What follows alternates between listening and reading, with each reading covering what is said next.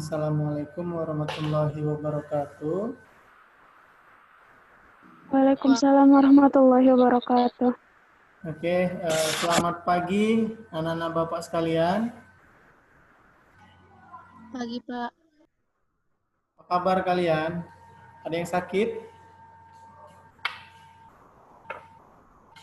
Alhamdulillah sehat, Pak. Oke. Siapa yang minggu lalu masih ikut pembelajaran saya?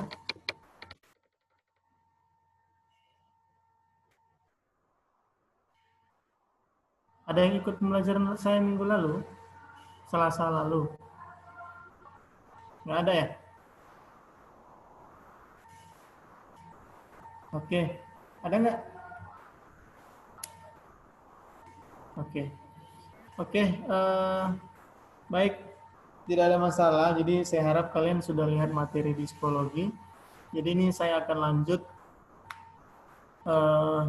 untuk pembahasannya. Jadi yang perlu kalian ketahui bahwa di semester genap ini materi yang akan saya ajarkan itu adalah 3. Yang pertama kebugaran jasmani, yang kedua adalah aktivitas ritmik, dan yang ketiga adalah itu tentang narkotika. Jadi kenapa saya pilih kebugaran jasmani dan aktivitas ritmik? Karena untuk kondisi saat ini itu yang efektif. Jadi saya tidak mau lagi untuk materi bola besar, bola kecil, dan lain sebagainya yang tidak efektif. Yang bisa dikatakan kalian pun sulit nanti untuk mengerjakannya. Jadi kenapa kebugaran jasmani? Karena memang kebugaran jasmani ini bisa dilakukan tanpa menggunakan media, biaya, ataupun yang lain-lain. Hanya modalnya cuma satu, yaitu niat. Ya. Oke, anak-anak Bapak sekalian, langsung saja saya share screen.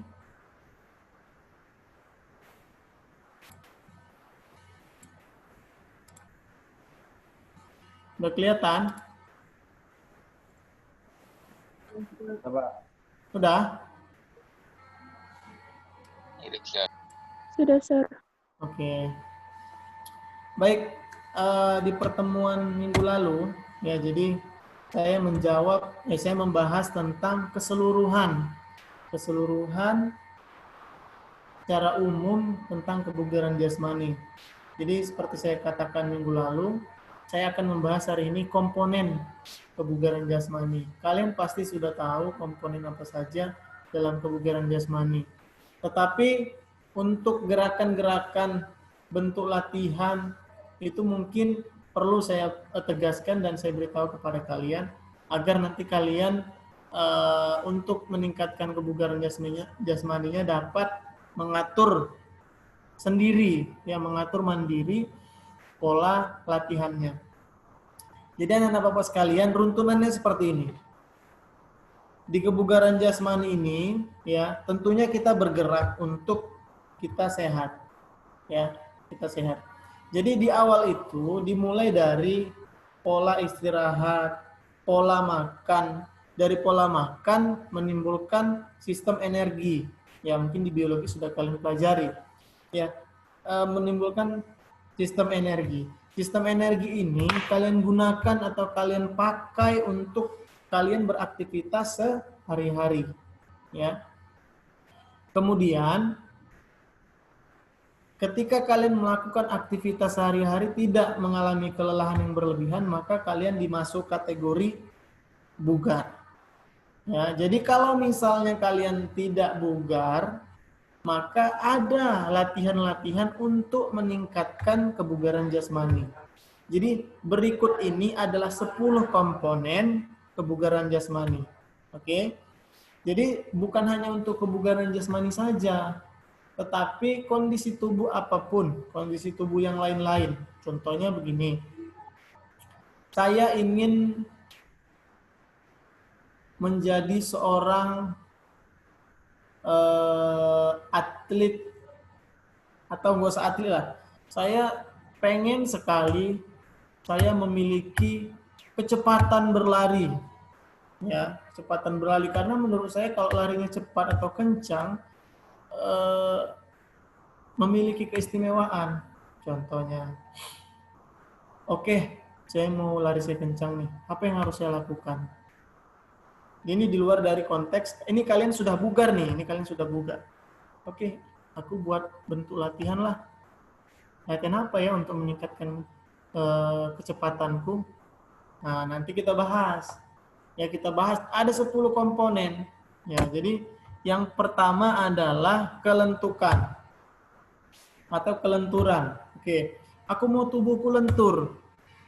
Bentuk latihan apa yang akan dilakukan? Jadi sebelum menyusun bentuk latihan, kalian tahu dulu, kelenturan itu adalah kemampuan sendi untuk melakukan gerakan secara maksimal.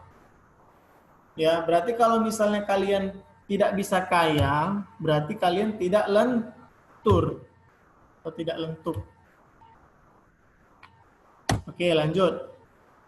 Nanti kita bahas bentuk latihannya ya. Kemudian keseimbangan. Keseimbangan merupakan kemampuan sikap dan posisi tubuh pada saat tertentu. Ya, jadi aku kalau jalan kok sering ini ya nggak seimbang ya gitu, atau sering jatuh, atau kok kadang-kadang nggak seimbang nih gitu, berat badan, bukan berat badan, tubuhku kok tidak seimbang gitu. Bahkan aku jalan satu arah aja kok goyang gitu. Berarti kalian tidak memiliki keseimbangan yang baik. Bagaimana cara meningkatkannya? Buat bentuk latihannya. Kemudian kecepatan. Ini saya katakan tadi, aku memiliki kecepatan. Harus tahu dulu, kecepatan itu adalah kemampuan berpindah dari suatu tempat ke tempat lain dalam waktu yang singkat. Yang dimasukkan kategori cepat itu seperti apa ya? Oh, berarti aku harus lari dari sini ke sana dengan waktu yang singkat dan cepat. Itulah dinamakan aku memiliki kecepatan. Kalau misalnya ada yang lebih cepat nyampe di sana, berarti dia lebih cepat daripada aku. Itu adalah kecepatan. Selanjutnya adalah kelincahan. Jadi kelincahan sama kecepatan ini hampir sama. Ya, kelincahan merupakan kemampuan mengubah arah dengan cepat. Jadi kalau misalnya kecepatan tadi dari berpindah dengan cepat, ini dia merubah arah dengan cepat. Saya tambahin dengan tanpa kehilangan keseimbangan. Itu masuk kategori lincah. Contohnya, saya mau lari ke kanan, habis itu saya lari ke kiri. Dengan cepat saya lari ke kanan dan kiri tanpa kehilangan keseimbangan. Itu dikategorikan kelincahan. Selanjutnya kekuatan. Nah, kekuatan ini pasti kalian sudah paham apa yang dimaksud dengan kekuatan. Jadi kekuatan adalah kemampuan otot dalam melawan tahanan atau beban. Oke. Ini ada barbel, beratnya 10 kilo. Coba dulu aku angkat. Aku angkat kok dalam 1 menit aku angkat, aku tahan cuma 1 menit. Rupanya temannya mengangkat, dia tahan 2 menit. Berarti si teman tadi lebih kuat daripada saya. Nah, itu adalah tolak ukur kekuatan. Jadi harus ada perbandingannya kalau kalian mau meningkatkan. Gitu. Oke, sampai di sini ada pertanyaan, Nak?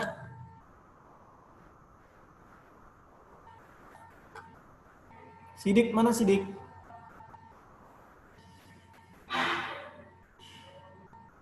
Sidik. Oh, si Muhammad Rizik. Sorry. Ya, Sir. Ada pertanyaan, Rizik? Nggak ada, Sir. Udah paham ya? Paham, Sir. Oke, alhamdulillah. Oke, kita lanjut. Yang keenam adalah daya tahan. Ya, daya tahan adalah kemampuan seseorang dalam menggunakan sistem jantung, paru, atau sistem pernapasan dan peredaran darahnya secara efektif dan efisien. Daya tahan ini bisa daya tahan lari, ya, kardiovaskular, bisa daya tahan jantung, bisa daya tahan pernapasan, banyak ini daya tahannya, tidak spesifik dia. Dia bisa masuk ke mana saja, yang penting daya tahan. Kemudian daya otot juga seperti itu. Ada daya otot lengan, ada daya otot tungkai. Jadi ini maksud daya otot adalah kemampuan seseorang untuk menggunakan kekuatan maksimum. Jadi kalau tadi saya contohkan bisa mengangkat barbel 10 kilo, jadi itulah daya otot maksimumnya gitu. Jadi seberapa dia sanggup itulah daya ototnya. Jadi artinya daya otot ini berbeda-beda. Koordinasi. Koordinasi adalah kemampuan seseorang untuk mengintegrasikan sebagai gerakan yang berbeda dan mampu mengkoordinasikan seluruh bagian tubuh yang baik. Ini koordinasi ini keseluruhan ya. Jadi kekuatan dengan kelincahan, dengan kecepatan. Ketika kalian memiliki itu semua dan kalian memiliki koordinasi, maka kalian akan memiliki kemampuan yang baik. Selanjutnya ketepatan. Ketepatan adalah kemampuan seseorang untuk mengendalikan gerakan-gerakan bebas ya, tubuh terhadap suatu sasaran. Contoh olahraga yang membutuhkan keakuratan antara lain memanah, bowling, sepak bola, basket. Banyak sebenarnya olahraga-olahraga yang membutuhkan ketepatan. Kalau di memanah ya otomatis target. Kalau misalnya di bowling otomatis target sasarannya itu. Kalau di sepak bola bisa saja di passingnya, ketepatan passing, ketepatan menangkap bola kalau kiper, kemudian ketepatan shooting. Ya banyak ya ketepatan ini ya. Dan yang terakhir adalah reaksi. Reaksi adalah kemampuan seseorang untuk segera bertindak dan menanggapi rangsangan yang ditangkap oleh indera atau satu di antara latihan yang dapat meningkatkan reaksi adalah olahraga tangkap bola. Ini reaksi ini gini, bisa dikategorikan sedikit ya, bisa dikategorikan refleks. Jadi contoh gini, saya kiper, ya saya kiper. Saya di shooting oleh striker lawan dengan keras dan di sudut. Saya tepis. Kemudian setelah saya tepis, disuting lagi oleh temannya. Kemudian tubuh saya bereaksi dengan cepat mengubah arah untuk menangkap bola tersebut. Nah, jadi artinya reaksi itu dibutuhkannya seperti itu. Ya, dibutuhkan seperti itu. Oke, anak-anak Bapak sekalian, itu adalah 10 komponen kebugaran jasmani yang perlu kalian ketahui. Dan saya yakin pun kalian sudah paham sebenarnya. Ya, jadi untuk selanjutnya nanti kita akan bahas cara menyusun latihan untuk meningkatkan ke-10 ini. Contohnya yang saya katakan tadi, saya pengen cepat nih lari saya. Kita buat program latihan untuk saya bisa lari cepat. Caranya gimana? Nanti kita bahas. Jadi dia ada target. Contoh, lari saya sekarang selama 1 menit itu, selama 100 meter itu 10 detik. Oh, kecepatan. 20 detik 100 meter. Nggak mungkin nih 20 detik. Saya harus lebih cepat nih. Oke, saya buat program latihan agar saya dapat berlari dalam 100 meter 10 detik. Saya buat. Berapa lama latihannya? Terserah saya dong. Bisa jangka pendek, bisa jangka menengah, jangka panjang. Oke, saya masih pemula. Saya akan buat jangka pendek saja. Selama 1 bulan. Jadi 1 bulan kecepatan nih yang mau saya latih. Oke. Dari kecepatan, gerakan apa saja yang dapat menunjang untuk saya bisa lebih cepat? Oke, kecepatan. Latihan lari bolak-balik 50 meter selama 1 menit. Oke, itu gerakan 1. Gerakan kedua, saya harus kuat dulu, saya harus perkuat otot lengan, otot tungkai saya. Karena dalam berlari, otot tungkai saya ini sangat dibutuhkan agar kuat, agar tolakannya dapat maksimal. Oke, berarti harus dilatih kekuatannya juga ini untuk cepat. Nah, jadi itu. Jadi nanti kita minggu depan akan kita susun bentuk-bentuk latihan, kita mengarah ke situ. Jadi anak-anak Bapak sekalian, kalau kalian sudah bugar, kalian juga harus punya target. Kira-kira, apalagi yang cewek nih, yang cewek sering sekali nih pasti. Ya, ini maaf ya, mohon maaf. Saya kayaknya berat badan saya berlebih nih. Saya harus turunin nih. Turunin. Oke. Sekarang berat badan saya 50. Saya pengen 45, berarti harus 5 kilo yang saya kurangi dari tubuh saya. Apa yang harus saya lakukan? Bukan hanya diet. Ya, bukan hanya diet. Tetapi saya susun program latihan untuk mengurangi lemak saya. Kira-kira lemak itu dibakarnya kapan dibakarnya? Jadi tanya dulu, lihat dulu untuk proses pembakaran dalam tubuh ketika kita berolahraga apa dulu yang dibakar. Oh, ternyata yang dibakar karbohidrat dulu. Setelah karbohidrat baru lemak. Jadi kalau saya berolahraga hanya membakar karbohidrat, maka lemak saya tidak terbakar.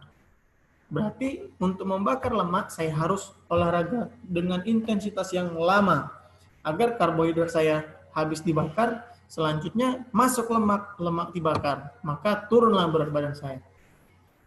Nah, jadi gambarannya seperti itu ya. Jadi anak-anak Bapak sekalian, kalian bisa lihat atau bisa melatar belakangi diri kalian dengan keinginan ataupun dengan masalah agar kebugaran jasmani kalian bisa meningkat atau bisa menjaga kebugaran jasmani, atau ada kondisi tubuh kalian yang ingin kalian tingkatkan. Oke, anak-anak Bapak sekalian, di sini ini adalah sedikit contoh bentuk-bentuk latihan. Tentunya di minggu depan nanti akan kita bahas cara menyusunnya. Jadi ini bentuk-bentuk latihannya saja. Mohon diperhatikan, kalau ada yang ingin ditanyakan silakan nanti ditanyakan.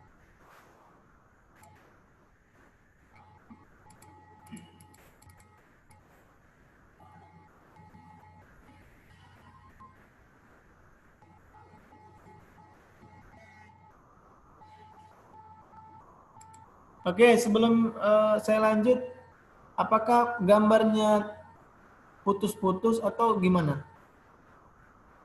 Reject. Putus-putus, Sir, di sini, Sir, punya saya, Sir. Putus-putus ya.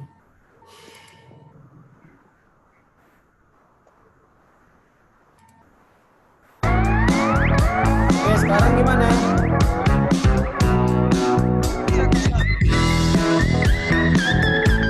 Ini namanya hot jump. Hot jump ini setengah dianya seperti squat jump. Kalau squat jump dia langsung sampai bawah. Ini untuk melatih kekuatan. Ya, squat jump, push up itu sudah biasa.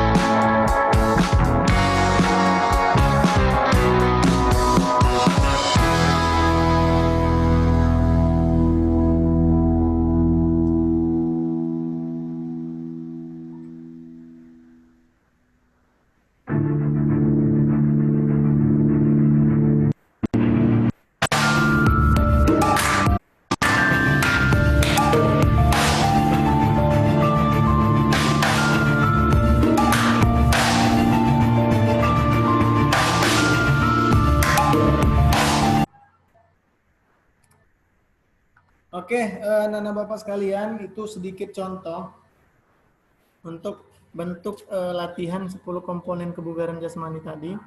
Jadi minggu depan, ya Selasa depan, kita akan lanjut untuk pembuatan program program mini ya, mini program untuk diri sendiri. Jadi nanti kalian di rumah bisa lakukan. Jadi sebelum itu ada nggak di sini yang di rumahnya itu memang suka olahraga gitu? Atau jogging atau segala macam yang lain? Ada nggak yang lain? Siapa yang suka olahraga di rumahnya?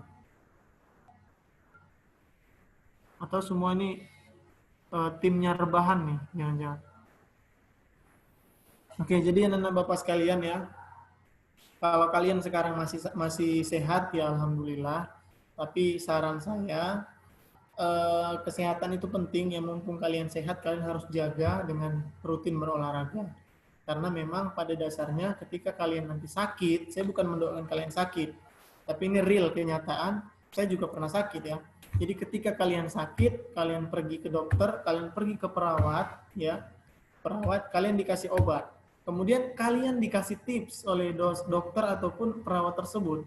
Jadi ibu, bapak, adik, anak sekalian, kalau kalian sudah minum obat, istirahat yang cukup, kemudian nanti setelah kalian sehat, rajinlah berolahraga. Itu pasti, itu anjuran dokter. Jadi pentingnya olahraga itu sampai seperti itu. Jadi memang kita semua sekarang yang sehat ini belum menyadari, ya, belum menyadari memang sehat itu mahal. Apalagi di kondisi saat ini yang musim di mana kita tidak tahu di mana ada virus gitu. Jadi sistem imun kita pun kita tidak tahu gitu kan. Jadi maka kalian harus memang benar-benar menjaga imun kalian dengan berolahraga. Bukan hanya untuk COVID, tapi untuk kesehatan kalian. Ya. Berolahraga apa? Ya, kebugaran jasmani. Banyak 10 komponen tadi bisa kalian tingkatkan dengan latihan-latihan yang berbagai macam sumber. Ya, minggu depan bakal kita kupas tuntas tentang cara membuat program latihan yang sederhana untuk bisa kalian lakukan di rumah masing-masing. Baik, anak-anak Bapak sekalian, sebelum saya akhiri, saya buka kesempatan untuk bertanya. Ya, jadi silakan bertanya tentang kira-kira apa saja yang perlu kalian pertanyakan ke saya. Oke, dipersilakan. Ada yang ditanyakan? Apa udah paham semua? Oke, jadi kalau tidak ada, saya rasa cukup sekian ya. Kita lanjutkan di Selasa depan, kita lanjutkan tetap kebugaran jasmani, kita lanjutkan cara menyusun program latihan mini untuk diri kalian sendiri. Oke, jadi sekarang kalian bisa pikirkan kira-kira apa yang bakal kalian mau tingkatkan, apa yang bakal kalian mau lakukan untuk tubuh kalian. Jadi minggu depan akan saya tanya, baru kita susun nanti programnya. Jadi dasarnya harus ada dulu niatnya, mau apa dulu, ya, mau apa, baru dibuat programnya, baru dilakukan, baru tahu hasilnya. Oke, anak-anak Bapak sekalian, saya rasa cukup. Terima kasih atas kehadirannya. Saya ucapkan, jadi Assalamualaikum warahmatullahi wabarakatuh. Waalaikumsalam warahmatullahi wabarakatuh. Oke, boleh lihat ya anak-anak. Terima kasih.